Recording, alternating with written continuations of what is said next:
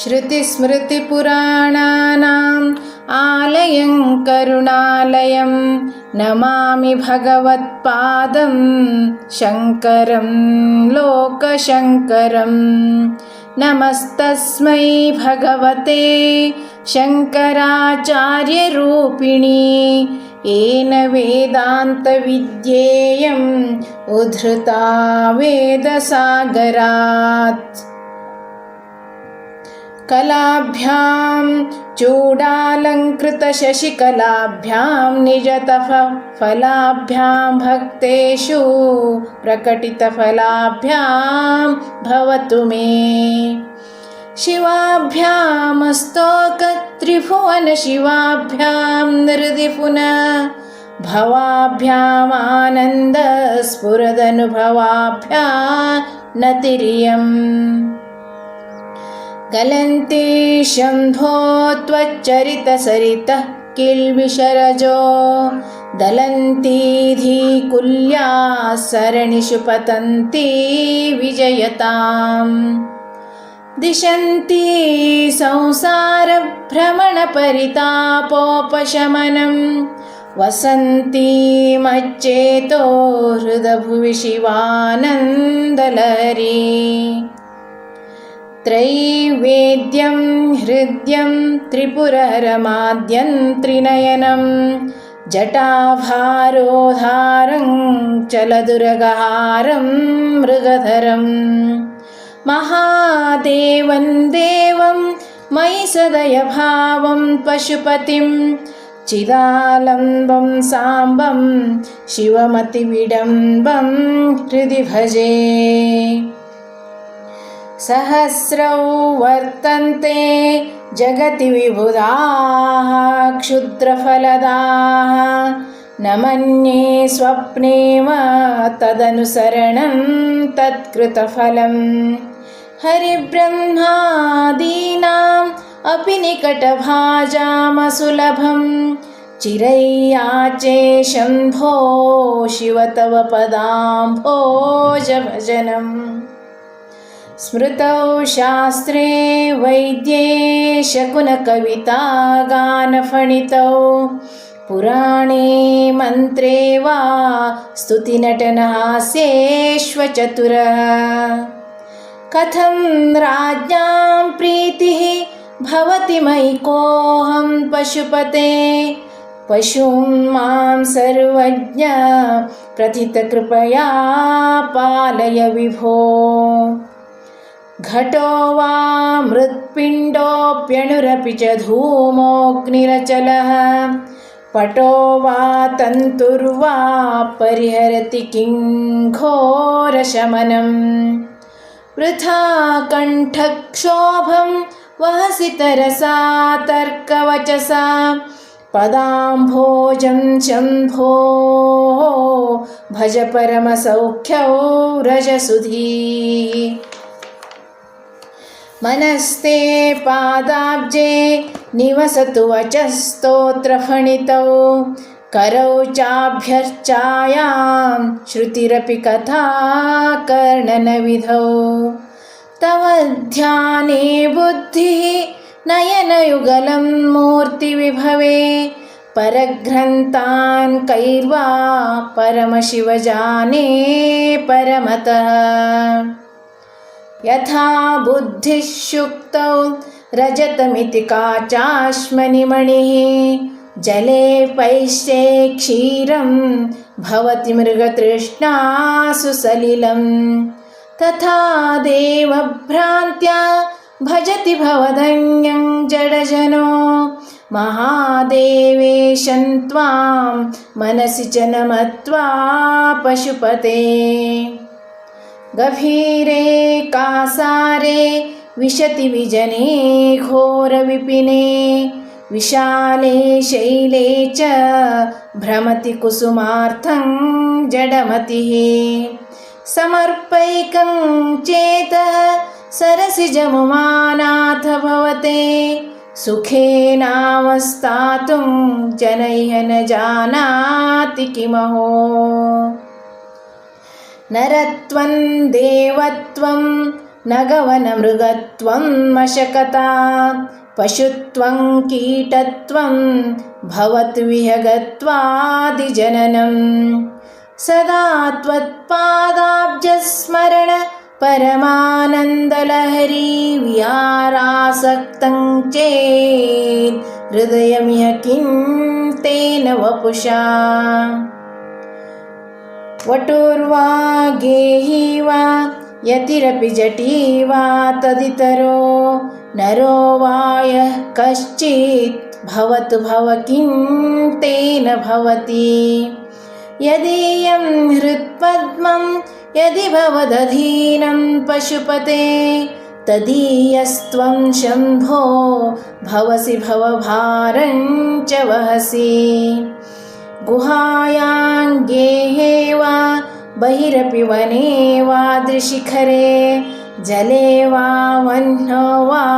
वससु वसते किं वद फलम् जले वा वह्नौ वा वसतु वसते किं वद फलम् सदा यस्यैवान्तःकरणमपि शम्भो तव पदे स्थितं चेद्योगोऽसौ स च परमयोगी स च सुखी असारे संसारे निजभजन दूरे जडधिया भ्रमन्तं मामन्धं परमकृपया पातुमुचितं मदन्यः को दीनः तव कृपणरक्षाति निपुणः त्वदन्यः को वा मे त्रिजगति शरण्यः पशुपते प्रभुस्त्वं दीनानां खलु परमबन्धुः पशुपते प्रमुख्योऽहं तेषाम् अपि किमुत बन्धुत्वमनयोः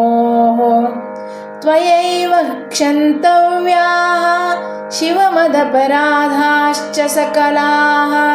प्रयत्नात् कर्तव्यं मदवनमियं बन्धुसरणिः उपेक्षा नो चेत् किं न हरसि भवध्यानविमुखम् उपेक्षा नो चेत् किं न हरसि भवध्यानविमुखां दुराशा भूयिष्ठां विधिलिपिमशक्तो यदि भवान् शिरस्तद्वैधात्रं न खलु सुवृत्तं पशुपते कथं वा निर्यत्नं करनखमुखेनैव लुलितम् विरिञ्चिद्दीर्घायुः भवतु भवता तत्परशिरश्चतुष्कं संरक्ष्यं स खलु भुवि दैन्योल्लिखितवान् विचारः को वा मां विशदकृपया पाति शिवते कटाक्षौ व्यापारः स्वयमपि च दीनावनपरः कटाक्षौ व्यापारः स्वयमपि च दीनावनपरः फलाद्वा पुण्यानां मयि करुणया वा त्वयि विभो प्रसन्नेऽपि स्वामिन् भवदमलपादाब्जयुगलम् कथं पश्येयं मां स्थगयति नमः सम्भ्रमजुषां निलिम्पानां श्रेणिः निजकनकमाणिक्यमकुटैः त्वमेको लोकानां परमफलदो दिव्यपदवीं वहन्तस्त्वन्मूलां पुनरपि भजन्ते हरिमुखाः कियद्वा दाक्षिण्यं तव शिवमदाशाच्च कियती कदा वा मद्रक्षां वहसि करुणापूरितदृशा दुराशा भूयिष्ठे दुरधिपगृहद्वारघटके दुरन्ते संसारे दुरितनिलये दुःखजनके मदायासं किं वपनयसि कस्योपकृतये वदेयं प्रीतिश्चेत् तव शिवकृतार्था खलु वयम् सदा मोहाटव्यां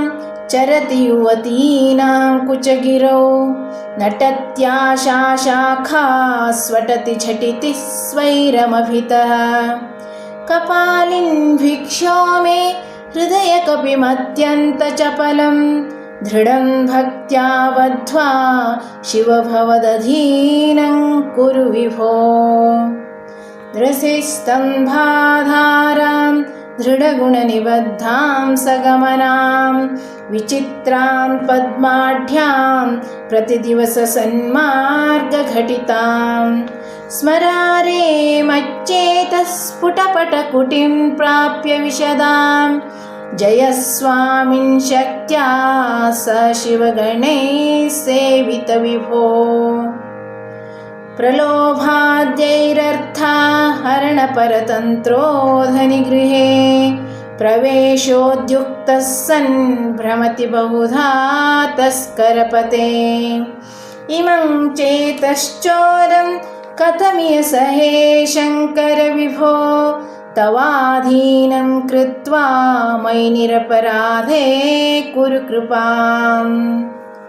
करोमि त्वत्पूजां सपदि सुखदो मे भव विभो विधित्वौ विष्णुत्वं दिशसि खलु तस्या फलमिति पुनश्च त्वां द्रष्टुं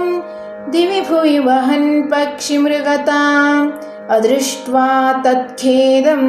कथमिह सहे शङ्कर विभो कदा वा कैलासे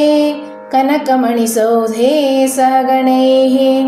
वसन् शम्भोरग्रे स्फुटघटितमूर्धाञ्जलिपुटः विभो साम्ब स्वामिन् परमशिव पाहीति निगदन् विधातॄणां कल्पान् क्षणमिव विनेष्यामि सुखतः स्तवैर्ब्रह्मादीनां जय जय वचोभिर्नियमिनां गणानां केलिभिः मदकलमोक्षस्य ककुदे स्थितं नीलग्रीवं त्रिनयनमुमाश्लिष्टवपुषं कदा त्वां पश्येयं करधृतमृगं खण्डपरशुं कदा वा त्वां दृष्ट्वा गिरिश तव भव्याङ्घ्रियुगलं गृहीत्वा हस्ताभ्यां शिरसि नयने वक्षसि वहन् समाश्लिष्याघ्राय स्फुटजलजगन्धान् परिमलान् अलभ्यां ब्रह्माद्यैर्मुदमनुभविष्यामि हृदये करस्थे हेमाद्रौ गिरिशनिकटस्थे धनपतौ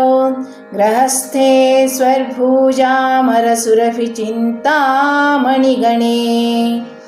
शिरस्थे शीताशौ चरणयुगलस्थेऽखिलशुभे कमर्थं दास्येऽहं भवतु भवदर्थं मम मनः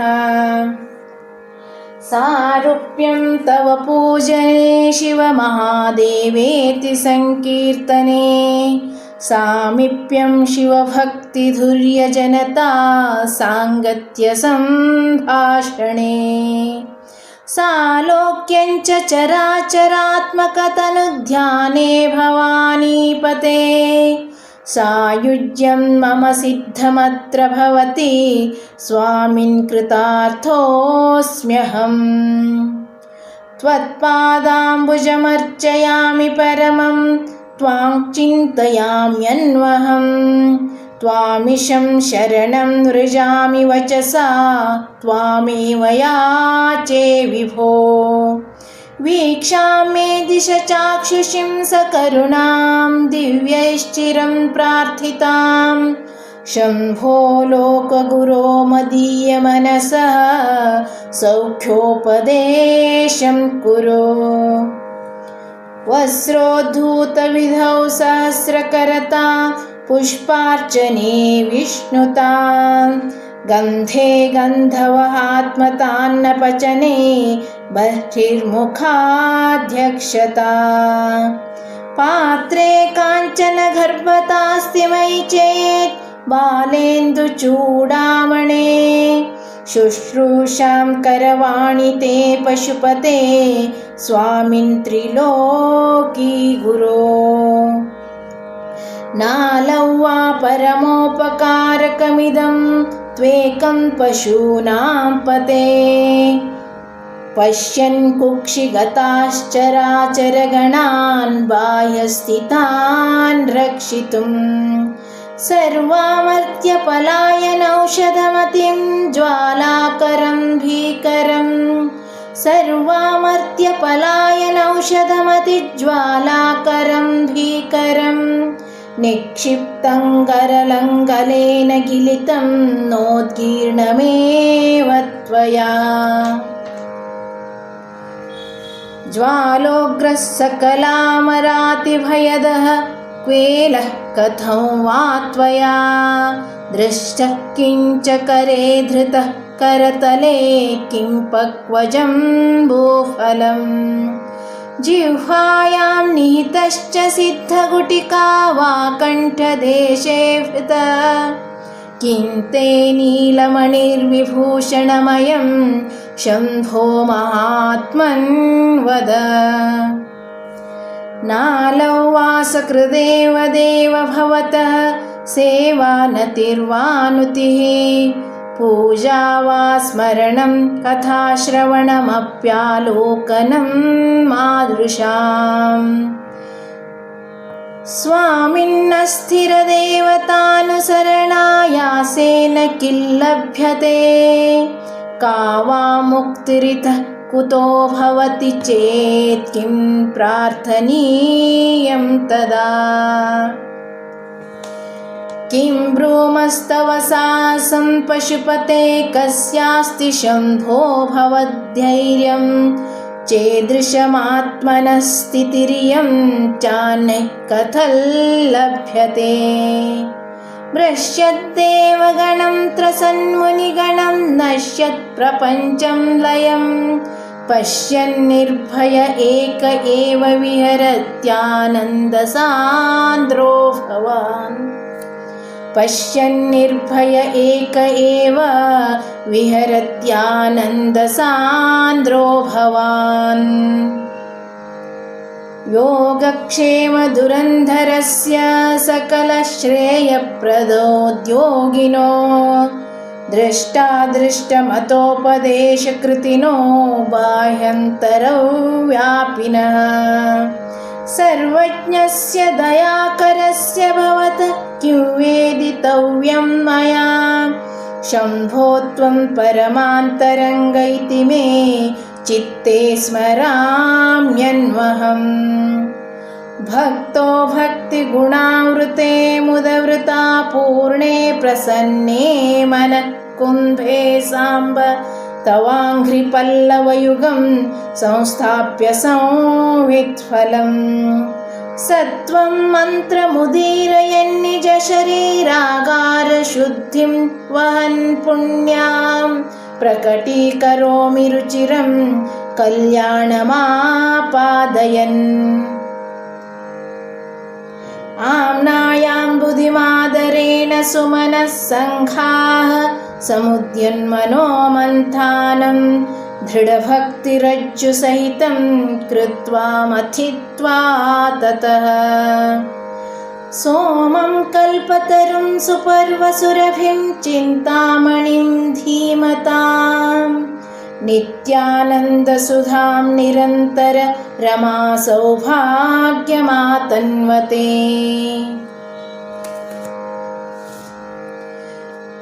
प्राक्पुण्याचलमार्गदर्शितसुधामूर्तिः प्रसन्नः शिवः सोमः सद्गुणसेवितो मृगधरः पूर्णस्तमो मोचकः चेतः पुष्करलक्षितो भवति चेदानन्दपाथो निधिः चेतः पुष्करलक्षितो भवति चेदा आनन्दपाथो निधिः प्रागल्भ्येन विजृम्भते सुमनसां वृत्तिस्तदा जायते धर्मो मे चतुरङ्घ्रिकः सुचरितः पापं विनाशं गतं कामक्रोधमदादयो विगलिताः कालः सुखाविष्कृतः ज्ञानानन्दमहौषधिः सुफलिता कैवल्यनाथे सदा मान्ये मानसपुण्डरीकनगरे राजावतंसे स्थिते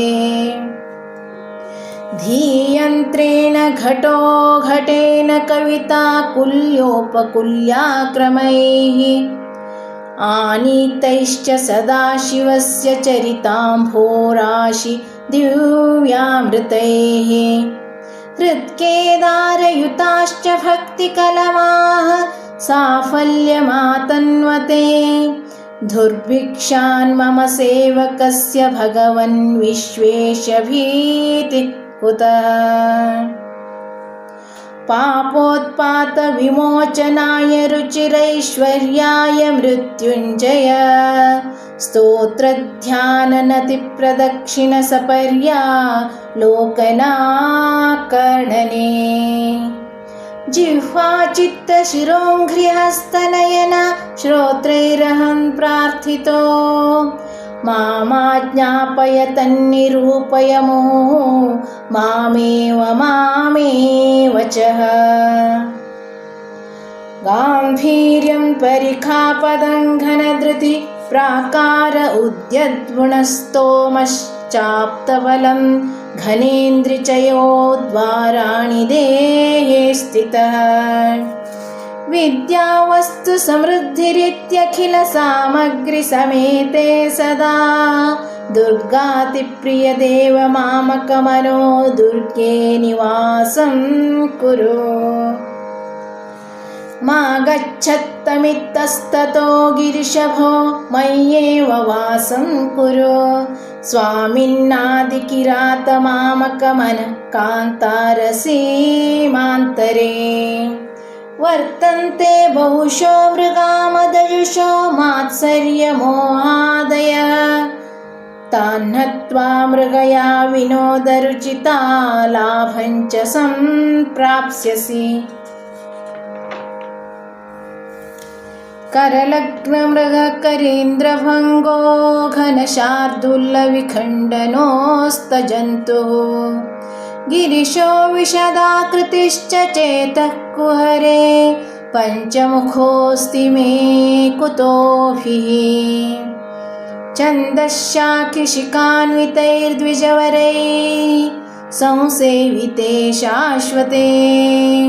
छन्दश्शाखिशिखान्वितैर्द्विजवरैः संसेविते शाश्वते सौख्यापादिनिखेदभेदिनी सुधासारैर्दीपिते चेतः पक्षिशिखामणे त्यज वृथा सञ्चारमन्येरलं नित्यं शङ्करपादपद्मयुगली नीडे विहारं कुरु आकीर्णेन कराजिकान्तिविभवैः उद्यत्सुधा वैभवैः आधौ तेऽपि च पद्मरागललिते हंसवृजै आश्रिते नित्यं भक्तिवधूगणैश्चरसि स्वेच्छाविहारं कुरु स्थित्वा मानसराजहंसगिरिजा नाताङ्घ्रिसौधान्तरे शम्भुद्यानवसन्तसङ्गिनी हृदा रामेघजीर्णच्छदा स्रस्ता भक्तिलताच्छटा विलसिताः पुण्यप्रवालश्रिताः दीप्यन्ते गुणकोरका जपवश पुष्पाणि सद्वासना ज्ञानानन्दसुधामरन्दलहरी संवित्फलाभ्युन्नतिः नित्यानन्दरसालयं सुरमुनिस्वान्ताम्बुजाताश्रयं स्वच्छं सद्विजसेवितं कलुषहृत् सद्वासनाविष्कृतम् शम्भुद्यानसरोवरं व्रजमनो सावतंसस्ति शम्भुद्यानसरोवरं व्रजमनो सावतंसस्थिरम् किं क्षुद्राश्रयपल्वलभ्रमणसञ्जातश्रमं प्राप्स्यसि आनन्दामृतपूरिता हरिपदाम्भोजालवालोद्यता स्थैर्योपघ्नमुपेत्य भक्तिलतिका शाखोपशाखान्विता उच्चैर्मानसकायमानपटलीम् आक्रम्य निष्कल्मषा नित्याभीष्टफलप्रदा भवतु मे सत्कर्म संवर्धिता सन्ध्यारम्भविजृम्भितं श्रुतिशिरैस्तानान्तराधिष्ठितं सप्रेमभ्रमराभिरामं सकृत्ससद्वासनाशोभितं सप्रेमभ्रमराभिरामं सकृत्सद्वासनाशोभितम् भोगीन्द्राभरणं समस्तसुमनः पूज्यं गुणाविष्कृतं सेवे श्रीगिरिमल्लिकार्जुनमहालिङ्गं शिवालिङ्गितम्